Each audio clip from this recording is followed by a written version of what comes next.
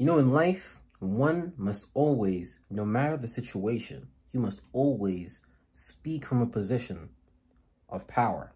See, we cannot afford to speak from a position of non-power, as if we're non-players, as if we're non-able, as if we don't affect the situation via how we participate in the situation, right? Because it always takes two to tango. It always takes two to tango. So no matter what happens in life, no matter how much the pressure is, because remember, pressure makes diamonds. So if we can handle the pressure, then we can be turned into a diamond via this external pressure that our chakras, that our brains are receiving. And we might not like it, but if we're being really honest, to go to the most places that no one has ever been, there is quite the pressure there. When you want to go to the bottom of the ocean, there's quite the pressure. You have to create a submarine that can handle that type of pressure. Whether you want to go to space, you have to create a space vehicle that can take that type of pressure, because the pressure in space from the elements out there is way different than the pressure down here. This is why things don't live in space. This is why not a lot of things live at the bottom of the bedrock of the ocean, because the pressure there. Not a lot of creatures can handle it. So even in our own lives, we have to look at, like, can we handle the pressure of life? Can we handle the pressure of everyday situations? Or are we going to let ourselves be overwhelmed? Because I know I do this a lot in my own life. That's what I'm talking about, right? So sometimes I let an external situation out pressure me, but I should be creating just as enough as equal pressure as if I am an equal in that situation, right? So for example, let's say you mess something up at work. You're in the office, you know, you're talking to your manager, blah blah. You might be getting shitted on, but whether you get shitted on or whether you get respected, that is literally up to you and your attitude and how you look people in the eye, because you're letting people know how to treat you through what you're treating for yourself, through how you treat yourself, right? So if you go to work, let's say, and you're calling yourself a dumbass, you're calling yourself stupid, you're calling, oh, you did this, oh, I'm such an idiot. Then if you say that to yourself, that also gives other people permission to do that to you. Now, everybody does that because everybody makes mistakes, and some people might feel bad about the mistakes and put themselves down because of that mistake. But the truth is, success is really garbage. Failure is everything, because without failure, without the no in sales, you can't eventually get to the yes. You have to be able to body all that for you to even get to the promised land. So can you imagine Jesus, all the people that said no to his teachings? Can you imagine all the people that said, nah, man, fuck you, you're a fraud and shit like that? He didn't come down to the pressure. Jesus knew where he was going. His mind, your mind right now, through these tough situations, it's like you're gathering the materials needed to build that mind. This is why God put us on earth, to experience and go through these things, right? It's not even really that God put us on earth. It's really like you put yourself here because of the frames, first of all, the frame of logic that we created around our spirit, which encapsulates it in certain, let's just say, relative positions. It just happens to be Earth this time, right? Because we probably reincarnated many times on this plane, and a lot of spirits are trying to learn how to get out of here. So it's not even that God put you here. It's that we keep coming back here. I keep coming back here because I am learning the lessons I was supposed to learn. So I'm supposed to start to learn these lessons. I'm supposed to start to adopt these lessons. And when you start to adopt the darkness, like Bane, like Batman, you become the person that can see in the darkest situation, because that's really the person everyone looks for. If you can see the silver lining in a dark situation, if you can be delusionally optimistic about the situation, then eventually you will get to the promised land. Because first you have to, here in the head, it needs to be a bright light bulb, a beacon of hope, a beacon of power, a beacon of positivity. And you might not want to give these attributes and characteristics, especially these positive ones, to everyone around you, right? Because some people are just going to see that from you, and they're going to see, okay, how can I take advantage of that energy? How can I take advantage of that positivity? Because a lot of people lack positivity in their life. But rather than just being upfront and direct, like a man creating a masculine thought, I'm not saying this is a feminine thing. I'm saying this is something we all do because we're just spirits stuck inside of a body. You might create a thought or a feeling that's indirect. So, like, they say 70% of communication or 80% of communication is non-verbal. So really, really at the end of the day, we really should not be listening to people's words. We should be looking at people's actions, because their actions are louder than their words. And you can see what someone's intention is before they even speak a word, just via how they look at you, via their body language.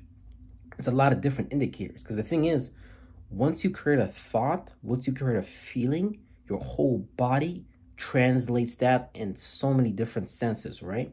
Like if you're depressed, all of a sudden your sense of eating, you don't want to eat, whatever the fuck that sense is.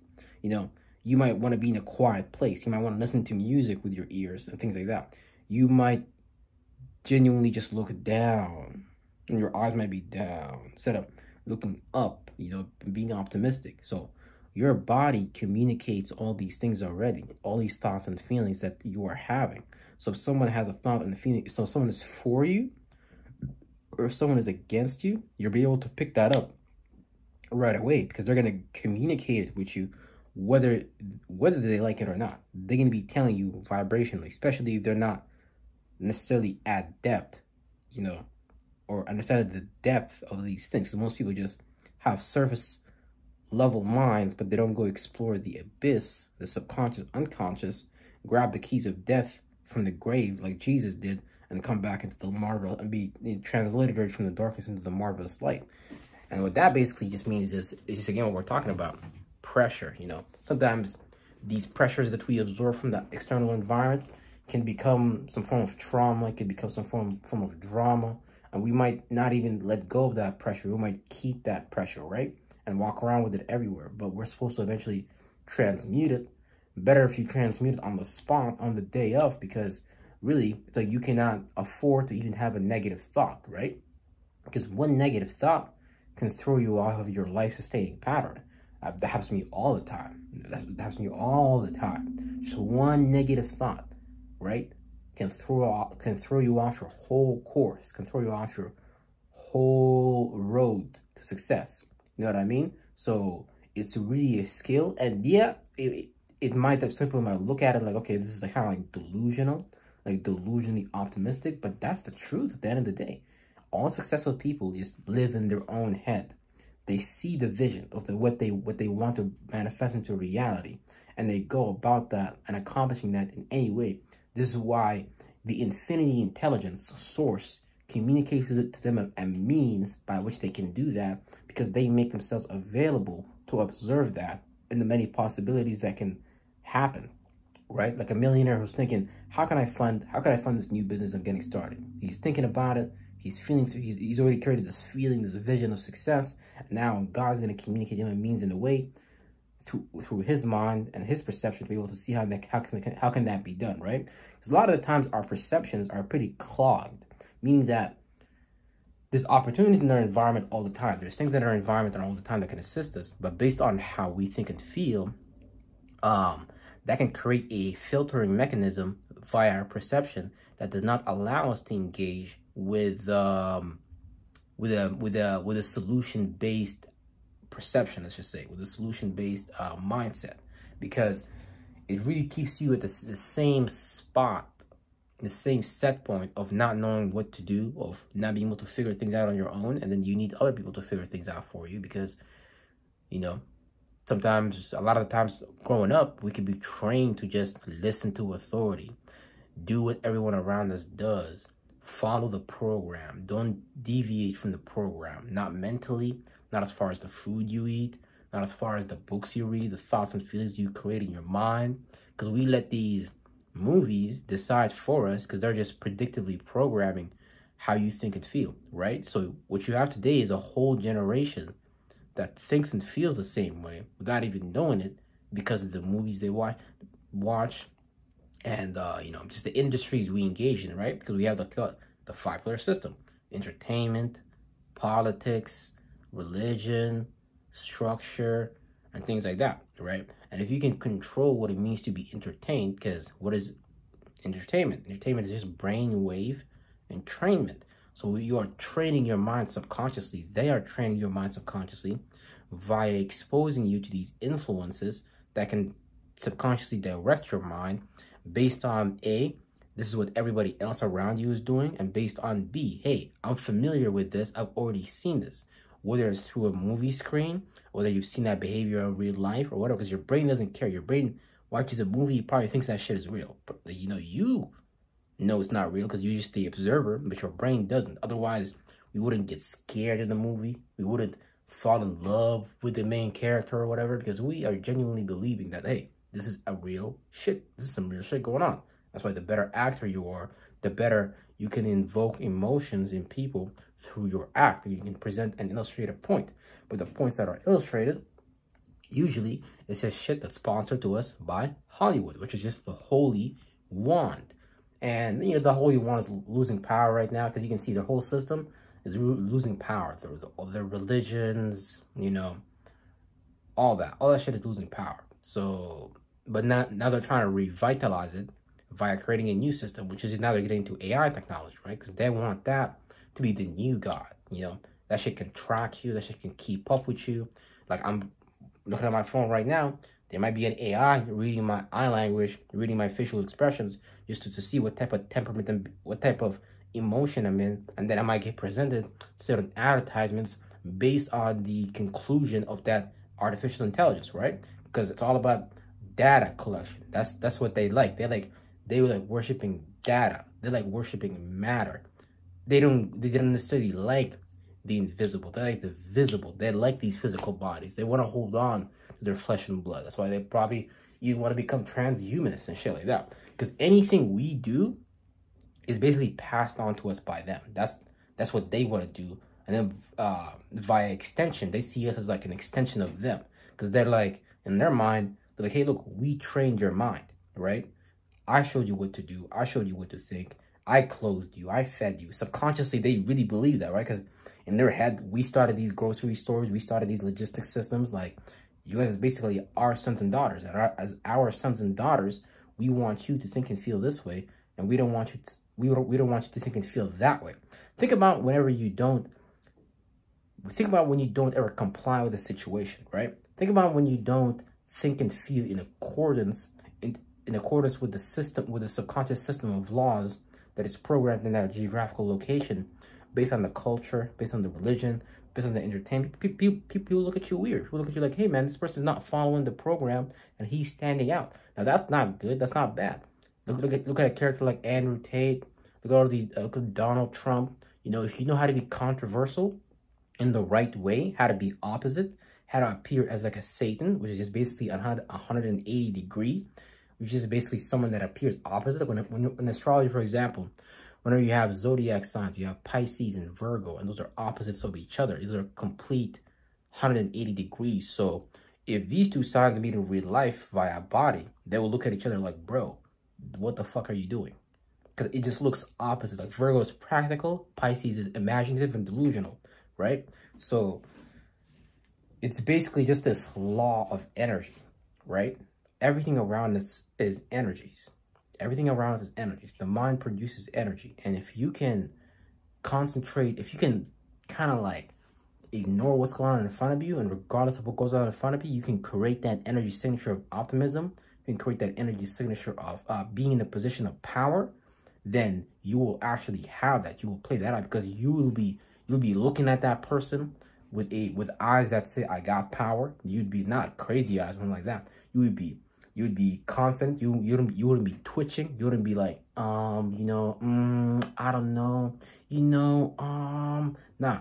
Everything about you will say that I am confident and I can take control of the situation. I can handle the situation because I can handle my internal thoughts and feelings. And through handling my internal thoughts and feelings, I create a filter of perception that creates my reality. So you start to ignore the bad things. You start to ignore the fact that, you got traumatized. You start to ignore the fact that you got a big scar on your chest. You start to ignore the fact that you might be at a certain weight level and not at other weight levels like other girls. Because it's not about your physical body, guys. It's not about your physical body. It's about how you think and feel. That's what people find attractive, because really the battle is not here. People are not worried about losing weight, really. People are not worried because all these problems are just extensions of the mind, right? Whenever, for example, even me, right? whenever I get super depressed, whenever I get pissed off or something, one of the things I go to is like food. I start eating more food than usual, right? Just to deal with those feelings. And a lot of the people, let's say, that are experiencing, let's just say, being overweight or being obese, it's the same problem. It's not being able to handle your thoughts and feelings. So you take that out on externally on other food, people, places, and things, right? Same thing with the emotions of anger. Something might have happened. You might be pissed off and things like that. And you might carry that around everywhere with you. And that literally translates to a thought of a feeling outside of you. And now you're pissed off and angry at someone outside of you that really has nothing to do with the problem. So now all of a sudden, now you're road raging. Now see, I'm telling you, the shadow government, they got this sold up. They understand what's going on. This is why we have to be accepting of it. Okay, yes, pressure is real, but pressure makes diamonds. And I know that if I can take this pressure, if I can conquer it and not let it conquer me, then I know that this pressure will help me create a mind, which is a space that you are in, the space which you create your thoughts and feelings, which is as a body, because all these organs is minds as well. Your gut is a mind, your heart is a mind. This is why you say, oh, my heart tells me I feel this way, I want to follow my heart. Because yeah, your heart is literally communicating with the external environment. Your gut is literally communicating with the external environment. They tell you, yeah, your heart just pumps blood. They tell you, yeah, your gut is just there to digest food. But science never, but how can we say like, oh, I got a gut feeling? Yeah, because your gut is literally communicating with the world outside of you. Your gut is literally communicating with God. But think about when we put all these foods in our body that clog up our guts, that stop our guts. Think about the things we do that are bad for our heart health, right? So they got all this game sold up from every corner, from every direction. They're attacking you from all angles possible, right? So you got to create your own angle via you becoming your own angel. So rather than you going to a psychologist and asking that psychologist, it's not bad. It's not bad, but you can do this already yourself. You just might play like an assistant, the role of a facilitator that can assist you with facilitating the process of healing, right? But you can already do this yourself. See, they took everything that you could do internally and they made it something externally. They took everything esoteric and they made it exoteric. So now they make you worship things outside of you. They don't make you worship yourself. And that's not a bad thing. Like, I'm not no Lucifer or nothing like that. What I mean by that is really just self-love. Just love yourself, love your characteristics and attributes, and be authentic. You can't become a diamond if you don't love yourself, because you don't appreciate what God has given you. You don't appreciate the geometry of your face. You don't love your body. Regardless of how you look, it's not about the physical. It's about the invisible. It's about creating a mind that actually, regardless of what goes on through time, it can still ride the wave. It can still ride the tsunami. You can still wrestle with the beast. Because when the Bible talks about the beast that came out of the waters, it's talking about an ugly emotion, an ugly feeling that we create, that we get stuck in and become like a beast. So this might be someone who's like overly emotional. This could play out as like a Cancer, let's say. Someone that's trying to overly control their external environment, and they think that's their way of caring about people, but they can make people very uncomfortable. That's like an ugly emotion because it's not tranquil, it's not equalized, it's polarized and things like that. Like wrath and anger, all these things is beasts of water. Some of these is beasts of fires, depending on the temperaments. But yeah, y'all, real shit. Don't ever succumb to pressure. Use the pressure as an opportunity to overcome. Because remember, failure is everything. Success is garbage. If you can learn to take in your failures, eventually you will be successful, because you would have learned and known enough and went through enough experiences to understand what would it take me to success in every area of life, whether it's the gym, whether it's your relationships, whether it's your wealth, or whether it's wisdom. Love you guys. Appreciate you. God bless. I'm going to see you all on the next video. You better believe it.